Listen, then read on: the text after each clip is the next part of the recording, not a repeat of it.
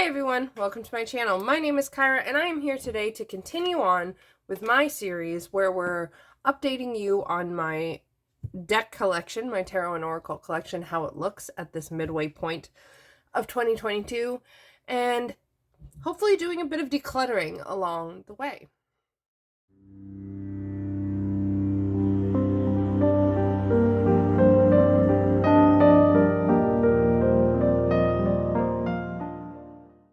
So if you missed it at the beginning of the year, I did videos of my tarot and oracle collection.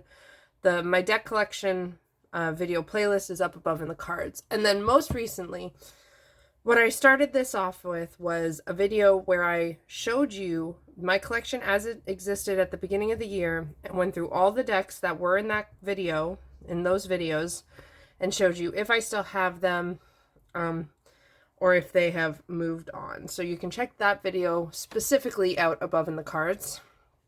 Now, what we're going to do is I've inspired by Lisa Papez's video from 2020, I think it was when she did it. I've split my collection into little groups so I can look at the groups that overlap, the decks that are similar, and see, is anything too full?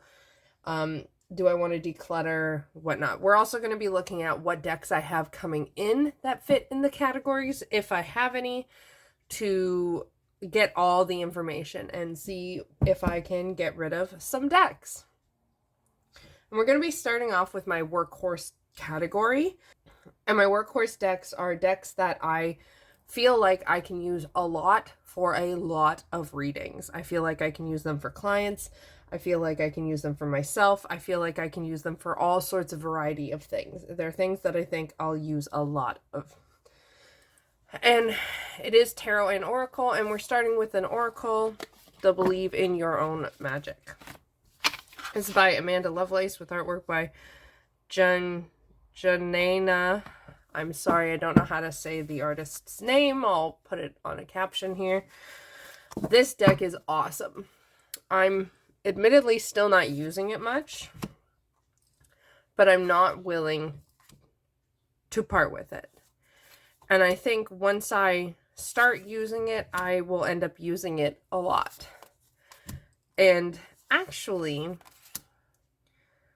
I feel like I can use this for myself. I feel like I can use this for clients. I do offer professional readings. My website's in the description. I adore this deck so much. And actually, this same group, this same duo, Amanda Lovelace and Janena, I'm so sorry for my pronunciation, or Jana, I don't know how it's pronounced, but they are doing a tarot deck called the Cozy Witch Tarot, which I pre-ordered sight unseen, just knowing it was from them. And based on the artwork in this and the way they've designed the box on that and how it feels and just the cover art of that, I feel like that deck is coming into this category as well. I'll put a picture. It's the one picture they have. I'm extremely excited for that. And initially I would pair this with my This Might Hurt Tarot, which you'll see soon. But now it's just kind of waiting for its tarot by the same creator. And I'm extremely excited. I've never hit pre-order so fast. So this is a workhorse that I'm not willing to part with. I don't think I ever would, because it's the deck where I see myself in it. So there's the Believe in Your Own Magic. That is one. I'll just tuck them in my shelf. The second one is a new one. I just got this. As of filming, I got this 2 days ago. This is the Light Sears Tarot by Chris Ann Donnelly. I am mad that I love this so much. Like, the petty part of me is mad that I love this so much because it's an extremely popular deck, and I kind of have this aversion to popular things, probably because I've been so made fun of by popular things. Let's move the camera closer. There we go.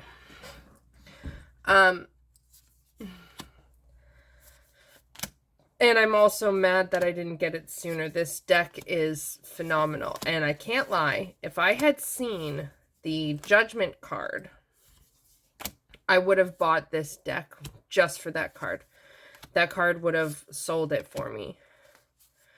But I never even tried to look at it. I love this High Priestess as well. This is a really good deck. I do really love it.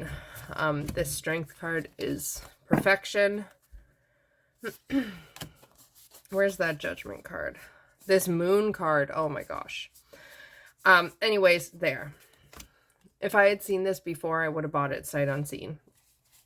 The rest of the cards wouldn't have mattered. I would have bought it. So I just got this, and it very much seems to be a workhorse deck. Everyone seems to use it as a workhorse deck. I am excited to still get to know it. It belongs in this category. I just don't know it very well yet.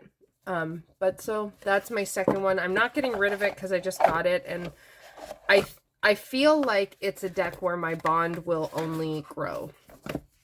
I'm a little nervous because in my brain, I compared this to my Starseeker Tarot. But my Starseeker Tarot has a very solid purpose in my work. So I'm sure I keep reminding myself that it's going to be fine. But yeah, so that's the Light Sears. It's another workhorse that I am going to be keeping.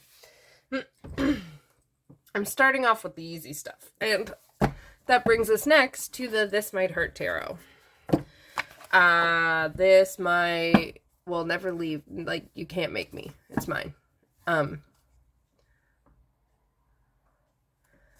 I adore this deck so very much.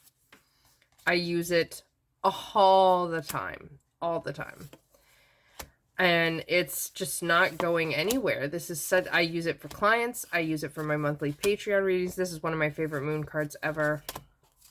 I love it because it's diverse, but it's not like tokenism diverse. It's just people from all sorts of different races and gender identities and ability levels and ages. They're just living their life regularly. There's no, it's not a novelty, the idea of diversity. It's fully integrated, real life type of diversity, and that's what I love about it. And oh, I love this deck so very much. And in fact, this is kind of the reason that one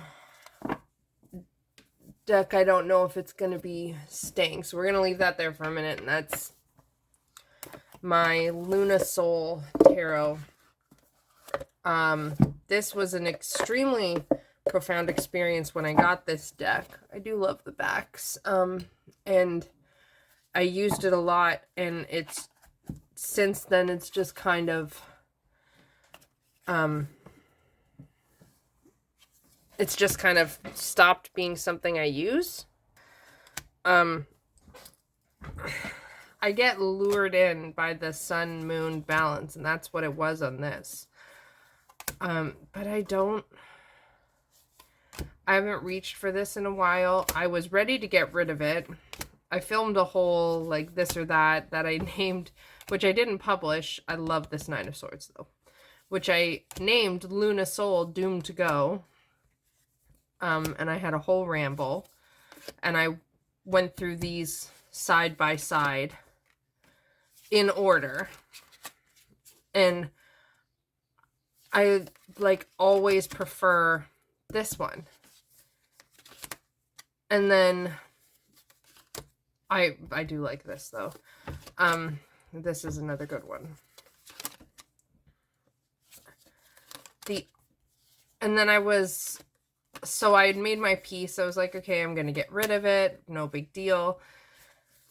And then I was about to offer it to someone, and I like paused, and I was like, no, I don't, but I don't use it, and there's something about the art, I don't like it. I don't like it. I did at first. I don't know how to explain it. I guess it was one of those ones that I just very quickly... It's like Lisa talks about how sometimes the experience of getting a deck and walking through it shakes you up and you learn something and then it's over. And that's kind of what this feels like. I'm nervous. This isn't going anywhere. I'm nervous to get rid of this because a part of me is like, well, what if I want to use it again in like the spring, in like the winter time, or when it's cold and darker. But I think I'm going to put this with my other decks to go and let it sit. Next up, I have my Ellis deck. This is new and I love this. I find the cardstock a little hard to handle. Like it's just super slippery. So, I mean, it's not bad. I love this deck. I'm upset because I need more excuses to use my stuff. So, book a read. So, if you want to help me have more excuses to play with my cards, again, you can book a reading with me. The thing I have with the Workhorse decks is, because I can use them for so many things, I tend to not use them for specific things. Right? Like you'll see with some of my decks, this is the card that fully sold me. With some of my decks, they have very specialty uses, and this is my favorite Queen of Wands ever. I tend to find niche ways to use my decks, and that's why I don't think I can have too much in this Workhorse category, because I like to have a use for my decks. And all of these ones are like, their use is anything. So they kind of don't get used as much currently while I'm still building things up, building up my business and such. So I can't have this category be too saturated, especially with tarot decks, because I will use them for so many overlapping things. And the thing is, with these three, I can see that I would use them all interchangeably. Like, there are times when I would reach for the Light Sears, and there are times where I would want to reach for the This Might Hurt. There are times when I'd want to reach for the Ellis Tarot. The Luna Soul gets trumped by the This Might Hurt. Like, anytime I want to reach for the Luna Soul, I would probably reach for the This Might Hurt. And the thing is, I knew I didn't want to buy the Luna Soul because I was afraid it would threaten the This Might Hurt Tarot. But then I did, and I didn't use the This Might Hurt Tarot. And I was like, no, it's unacceptable to me not using the This Might Hurt Tarot. So between those two, the This Might Hurt will always win. But I think for now, this category with the tarot specifically is capped at 3. The 3 decks that I can use interchangeably depending on how I'm feeling. Any more than that, it will start to feel too saturated. I do have a few more Workhorse, but they are my Spread Machine Oracle decks.